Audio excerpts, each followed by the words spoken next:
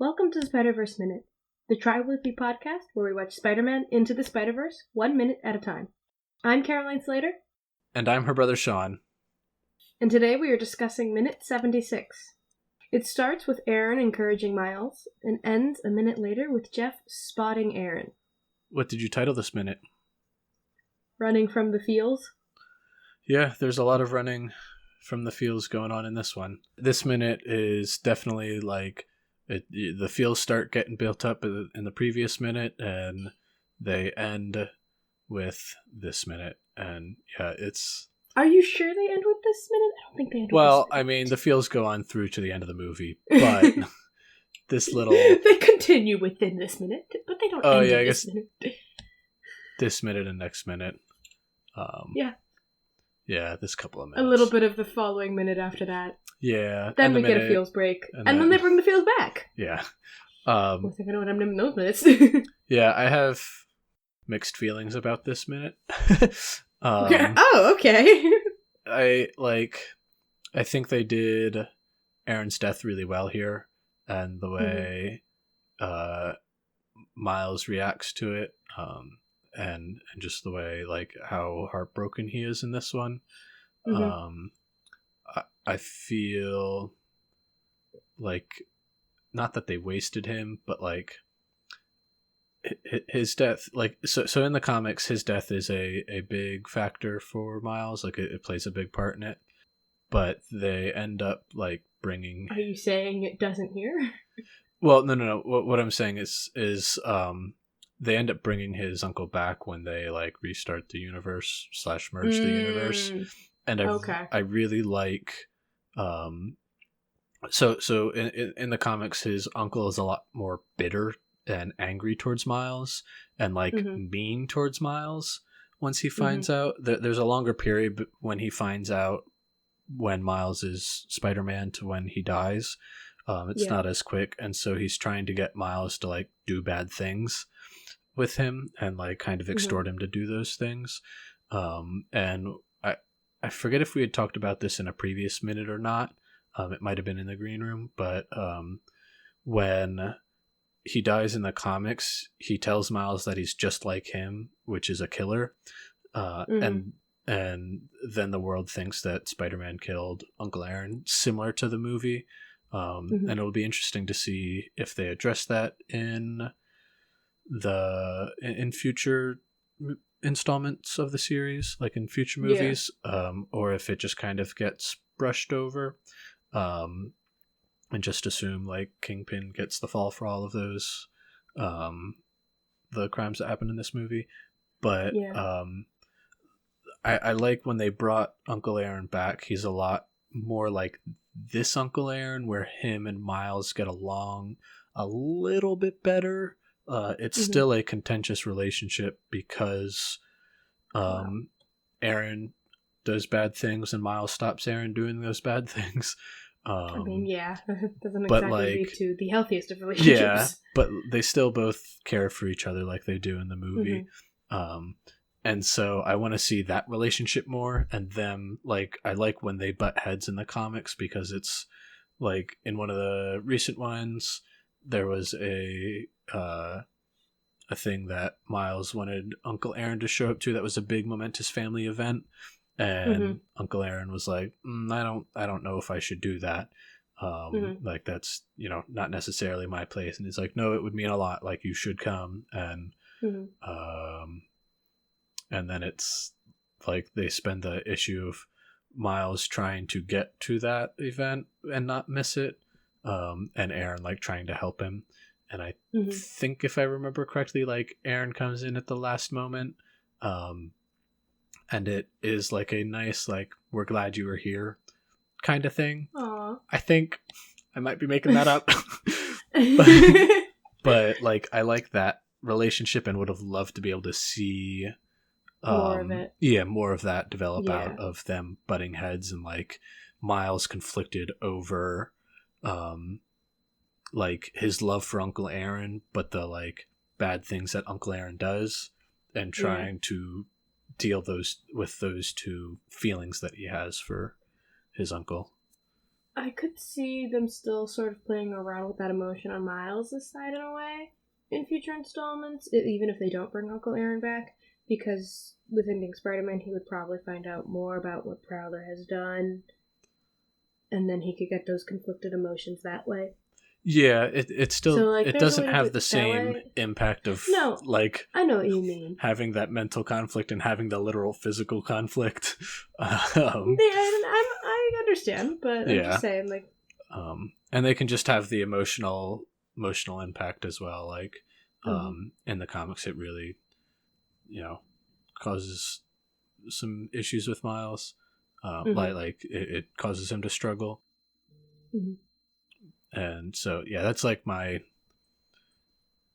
quote unquote issue with his death here is I feel like, and it makes sense if, from we want this to be a self-contained story. Yeah, it makes sense in the story they're telling. It just would have been nice to have. I like Uncle Yeah. Aaron. I want more of Uncle Aaron as a character. And so it always stinks when they kill off your favorite character and you're like, no, that made total sense right there and I could see it coming, but still, but I still don't want it to happen. I still don't like it. So what you're saying is you're just salty. No, I'm kidding. Yes. Yes, I am. Well,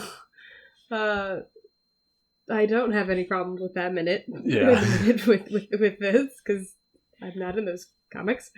But I do want to talk about just some of the visual aspects that they do in this minute, because like you said, they handle Aaron's death very well here, and I agree. And they do it very well with a lot of visual and audio moments as well. But two big visual moments that I love is, and they might have done this in the last minute, I don't remember, but I really noticed it here, is that when they switch back to seeing Miles, you can clearly tell that the colors in this shot have been affected, like they're very muted. Yeah. Yeah, and it helps that they stuck it in a darker alley, so those so make sense. It's explained as well. Yeah, it makes sense, but it's also a great way to have that sort of reflection. Yeah, and give you that muted, like the muted feelings and the sad feelings. It's the rain at the funeral kind of thing. Yeah, and I also love in that same shot, and it's a very subtle thing, but it's seen just enough where if you look at Miles's hand where he's holding Aaron's, you can see Aaron's hands, fingers loosen. Yeah, and it's a great way to show he's passed. Like it's a unique way too. You don't see that way be shown a lot in sort of visual media in general. Maybe comics. Maybe a few comics I've seen it done more in. But like usually they're a lot more overt where it's like, okay, the hand that goes and like falls out completely. Yeah. And this one, they take very a beat subtle to do that. Yeah. Yeah. It's like Miles sets the hand down. Yeah. It's also, or like I was gonna say another way they do it is they tend to show the face and you like them just becoming still. That's a pretty common way as well. Yeah. I also like how they have just like the animators had talked about it, how they were allowed to make Miles ugly in this scene by just like having him sobbing. Yeah. And I love to like, he's holding his head while he's crying, and at the one point he just does the hand drop sobbing, and just like they just plop to the ground and he's just like sitting there in just absolute defeat, sobbing. And yeah, it's that the hand drop was really like impactful. And I love that they committed to like the ugly crying as well. Yeah, because it feels like such a Miles reaction. Like he's an emotional kid. It's one thing I wish they kind of touching on next minute, because I don't want to forget. Mm-hmm. But I wish they would have gone a little bit further with his dad. We'll touch on that then, but that's just one thing is I think they went the perfect distance for Miles here, and they fell just a little bit short with his dad. Yeah, and I'll save my thoughts on that until next minute. Yeah. But yeah, those were just two. I also love the moment of like, there's just a nice quiet moment. I mean, the music's still playing in the background, but very, very quietly. Yeah, but I was just gonna say, like, this music's gorgeous. Like, I know I say that about all the music. About all the music. Literally, I've said it before and I'll say it again. Just subcaption this podcast, Spider-Verse Minute. Caroline gushes about the music for an hour. Every episode. But the music's great, and they show some great shots of just Miles grieving. Yeah. And they do a little solo thing in the background, which at first I wasn't sure if I liked it, but the more I look at it, I'm like, you know what, I do really like it, because it's very subtle. It's not, like, overly changing, and it offers a good transition of where you see Jeff's car moving in the background. Yeah, I like how it drives by, and then he, like, has to back up and be like, it wasn't just he was following him exactly and then knew which alley. Like, it makes a bit of sense of him, like, why he has all this extra time kind of thing. Yeah, and I like how the one thing I really like too is that it offers a good transition moment because they focus on the grieving here. And they didn't try to, like, bring attention to that car by having any music change. Yeah. They saved the music change until it switches to Jeff completely. Yeah. And then it changes to more tense music, which beautiful transition, by the way. And I appreciate that. Like, they don't try to distract from this moment. Like, it feels like they're giving Miles and the audience that moment. And I also, speaking of Jeff's transition, like the transition to Jeff and like building up that tension of him slowly approaching Miles, is I really liked the camera tracking they did on Jeff. Yes. And I'm not sure if they've done it elsewhere, but this was just like the first place it really stood out to me. Was it felt like it was a camera being carried following him. I don't think they've done it in any other spot. Okay. Not that I can think of anyway. And I really liked it. It felt a lot more like you were in the scene there. Yeah. And then I also loved like when he crawls over the gate there. I just really liked the shot of it through the gate? Yeah, through the bottom of the gate, and you just see like Miles, and then you see his feet land on the ground. And it's just a really cool like screenshot of Miles kneeling over his uncle and his dad's just feet all the way back here. And like, you know, in the shadows, and I just really like the way it's laid out. Yeah, I really like that shot too. It does a great job at framing Miles. It does a great job at showing Jeff. Weirdly.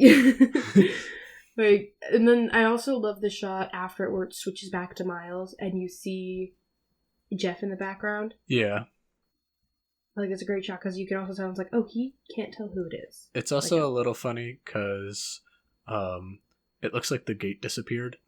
It does. Like, it's not. Like, if you look at the center, like, oh, it's still there. But it does kind of look like the gate disappeared. Yeah. Like, I'm just going to chalk that up it's to not Jeff in the focus. Jeff is a muscular man. Well, it's also just not in the focus, so it's... That's true, they blur it a bit. Yeah.